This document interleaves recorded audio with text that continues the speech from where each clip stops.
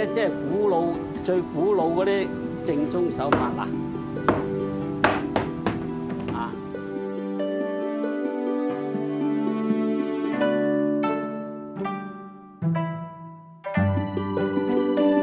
家父改嘅，我聽佢講過，即係話咧，誒，就世界大同啦，就大同就得噶啦咁樣。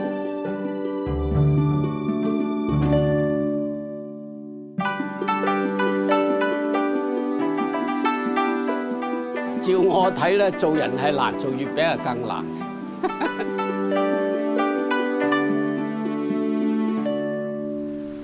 我哋做咁耐月餅咧，中秋時段咧，連續3日落雨咧，好少有。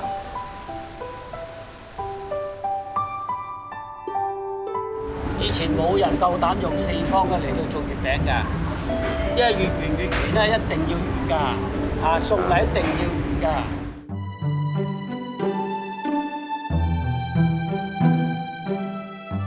今日有個客打俾我哋，雙黃黃，得一隻黃喺裏邊。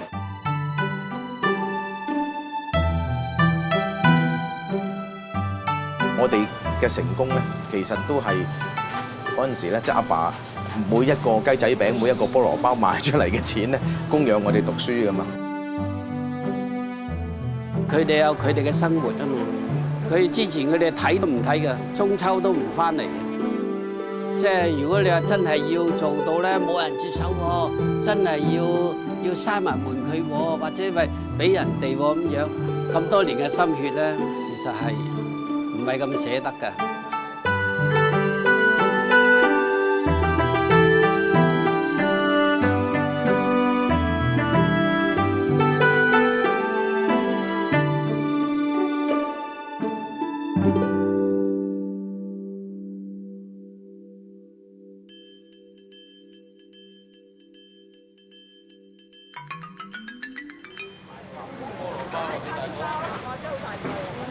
呢幾隻個咧？超過50年咯。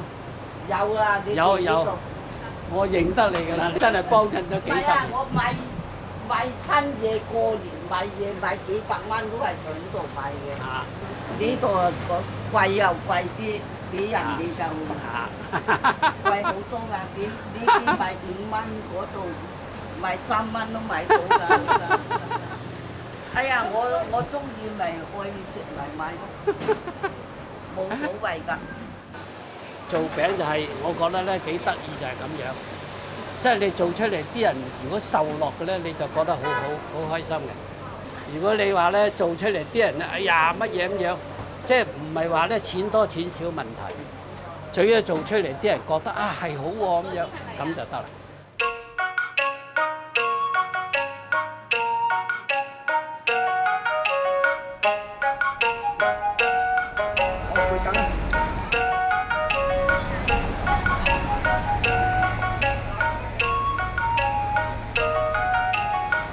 咁嗰條柱縮咁細咧，冇問題啊！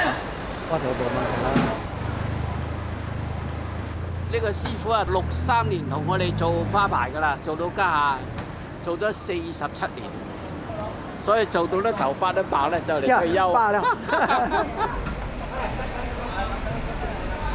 我那社企個第二郎，元朗第一家啊！你是半香港，你半香港啲。一個嘛，唔使講嘅，你咩講得你咁晒啲，事實都係嘛，家最差唔多最耐啊！唔係你啲呃流都未啊嘛，呢啲我哋成70年咧，62年70年啦。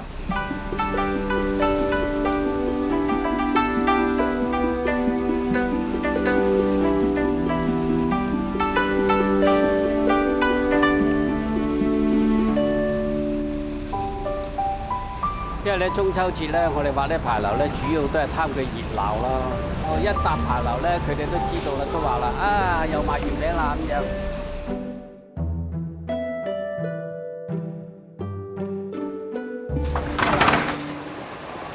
係呢啲全部走啊！呢啲好停，好啦，1、2、3，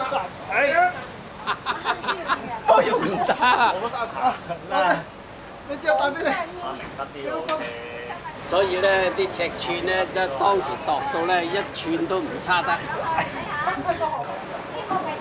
我哋咧幾十年嚟都係㗎啦，習慣咗咧，就今晚咧啲嘢冚唪唥要清晒搬走晒，就聽日8月初一開始咧就全間鋪都賣月餅㗎啦，麵包啊，其他呢啲中餅，所有餅類咧冚唪唥都停㗎啦。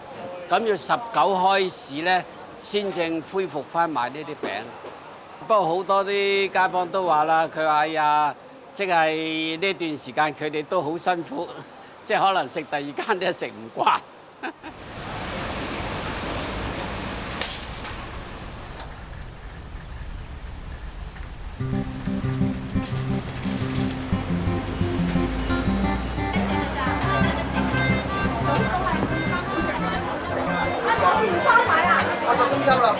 要過中秋先至有嗰啲麵包喎，真係買月餅都未得閒。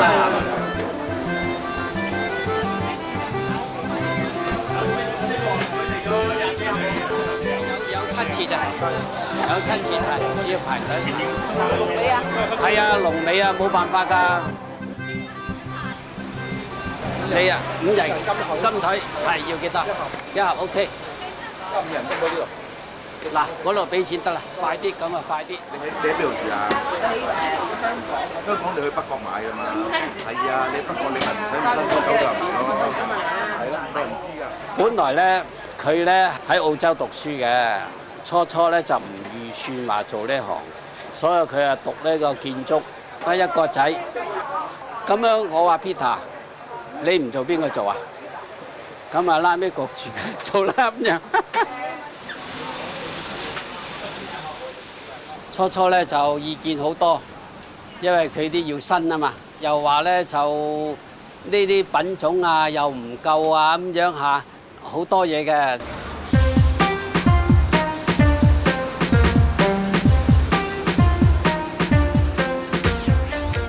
嗰陣時咧，我哋一直都有個心咧，想喺出邊開多一間鋪嘅，可以自己完全睇晒，完全咧即係所有嘢都係自己管理。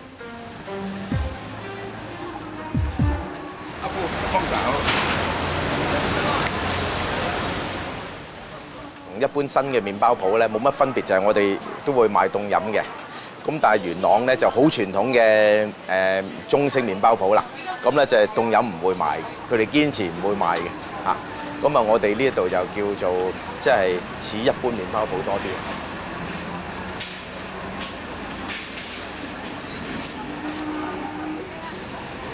新鮮啊！呢啲新鮮。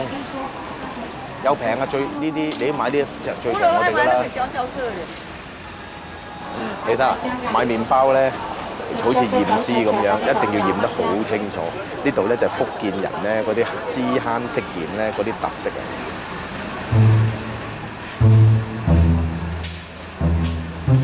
初開鋪嗰時，我哋蝕得好犀利嘅。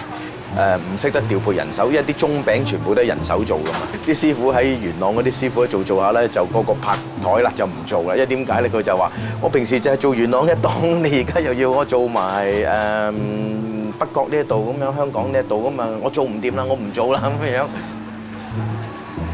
因為以前咧，我喺地盤嗰度只有我鬧人，冇人鬧我。即係翻嚟呢一度做咧，啲人咧係因為你唔係做呢一行咧，所以唔需要聽你講嘅。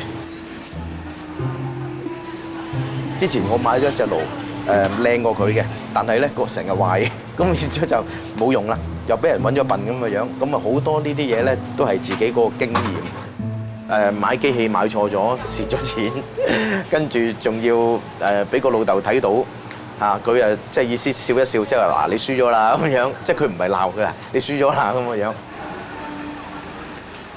預咗㗎啦，我預咗佢睇下你一年咧蝕得幾多錢。你蝕多少就冇所謂俾你去蝕。一般嚟講咧，出嚟做生意係好難嘅，所以佢家都知道啦。佢企得緊咧，都係我哋後邊啲條件係夠硬。初就意見多，家都話：哎呀，要聽下你話啦。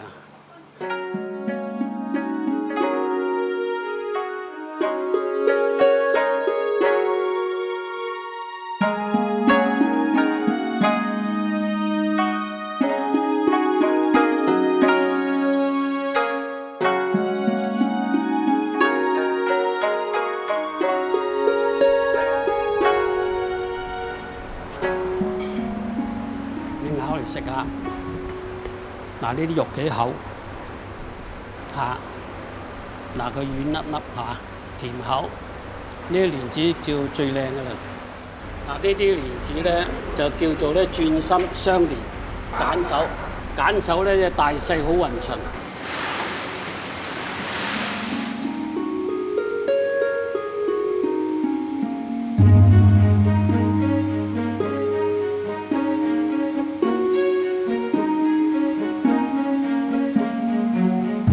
我哋個廠長啊，鄧生，佢爸爸喺度做開噶嘛，佢都係第二代噶啦。哦，好放心，因為咧就睇得到噶嘛，啲嘢得唔得？佢啊最清楚啦，講蓮子價錢。講湖南雙蓮咧，就由舊年嘅我哋咧初買嗰陣時，大概係18000蚊有買過一噸啊！一噸，一路咁去到而家最近仲係賣緊56000蚊啊！好少嘢啫，一噸。好少喎，就咁。56000銀，所以你話如果計成本，你係點做啫嘛？呢個幾廿年㗎啦，呢個就係。嗱，揾呢個打兩個睇啦。嗱，你睇下啦，個頂嗱嚇，下邊窄啊嘛。嚇，呢個咧佢就四四方方平均咧，佢就個面就少少拱，每個角度咧四邊都有嘅。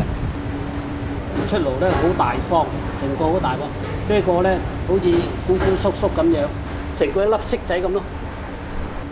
我跟咗好多年同佢聽咧，初我真係以為佢講笑嘅啫，但後尾咧到慢慢一路食餅食咗4年後啦，咁我開始我就睇得明咧，原來佢講嗰啲餅焗出嚟有咁嘅效果，原來佢講另外啲餅焗出嚟有另外一種效果咁樣，係要即係用時間去磨練出嚟嘅呢樣嘢。